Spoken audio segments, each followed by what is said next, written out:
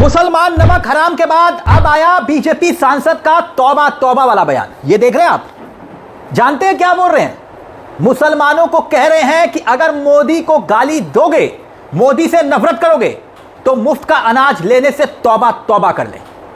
अभी ये पूरा बयान मैं आपको सुनाऊंगा जो ये मन से बोल रहे हैं, मगर माननीय ज्ञानेश गुप्ता जी आप भी सुन लीजिए और देश की जनता को बताइए कि क्या यह बीजेपी के होनहार सांसद का बयान यह हेट स्पीच के दायरे में आता है या फिर नहीं।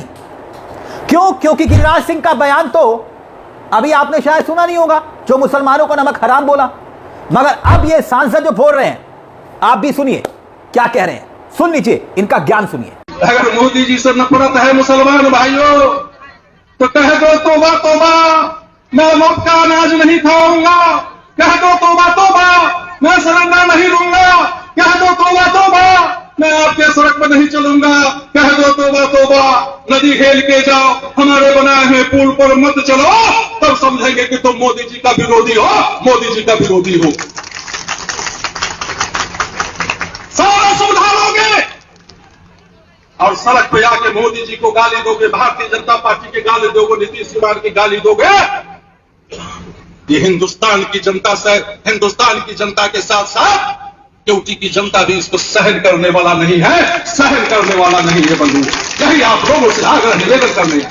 तो ज्ञानेश गुप्ता जी, इसका मतलब यह नहीं हुआ कि भारतीय जनता पार्टी के नेता अपनी खुली, आपने जो है इनको खुली छूट दे दी है भारतीय जनता पार्टी के नेताओं को, क्योंकि पहले मोदी जी के केंद्रीय मंत्री गिरिराज सिंह का मुसलमानों को गाली देना और अब उसके बाद दरभंगा के भीतर एक चुनावी रैली को संबोधित करते हुए बीजेपी के सांसद अशोक यादव का मुस्लिम समुदाय को यह ज्ञान देना।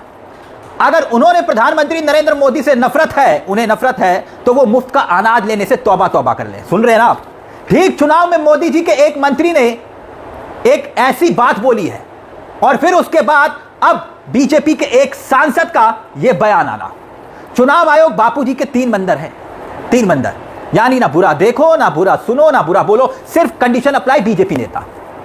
मगर सवाल यह कि बीजेपी नेता खुल्लम खुल्ला इस तरह की बात बोल रहे हैं कि क्या बीजेपी नेता अपने घर जमीन बेचकर इन योजनाओं को चला रहे हैं जिनका जिक्र कर रहे हैं। यह बात तो गिरिराज सिंह और अशोक यादव को बतानी चाहिए कि नहीं, कि अगर भारत की सरकार इस देश के बाशिंदों को कुछ भी दे रही है, फ्री राशन दे रही है, सड़क बनवा रही है, पुल बनवा रही है या फिर आवास दे रही है, तो वो पैसा किसी के मामा के घर से नहीं आ रहा है।